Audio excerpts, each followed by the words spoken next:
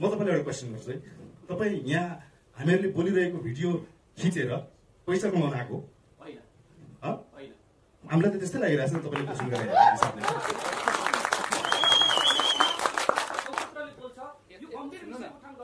त्यही त चलचित्रलाई चाहिँ चलचित्रको रूपले किन तपाईँ हेर्न सक्नुहुन्न कि सबै चिजलाई लगेर किन यस्तो रियलिस्टिक साँच्चै नै देश बदल्ने कुरा नै चलचित्रले गर्छ हिसाबले चाहिँ सोच्नुहुन्छ कि कसरी जिम्मेवार? तपाईँको क्वेसन नै यो इरेस्पोन्सिबल क्वेसन छ होइन। एकचोटि पर्खिनु, उहाँलाई क्ल्यारिफाई गरे। ल तपाईँको नैतिकताले के भन्छ भन्छ? मेरो नैतिकताले तपाईँले जुन कार्य गर्नु भने देशमा उधुम मचाउनु भने तोडफोड आगजनी गर्नु भने यो सम्पूर्ण जिम्मेवारी नेतृत्व भन्नेहरूले लिनुपर्छ र तुरुन्त प्रहरीले तपाईँहरूलाई हत्कडी लाउनुपर्छ।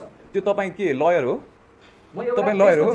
कसरी जिम्मेवार? तपाईँको क्वेसन नै यो इरेस्पोन्सिबल क्वेसन छ। कसरी रेस्पोन्सिबल भयो? नेतृत्व लिएपछि तपाईँ जिम्मेवार बन्नु पर्दैन? जिम्मेवारको लागि छानबिन आयोग गठन भएको छ कि छैन?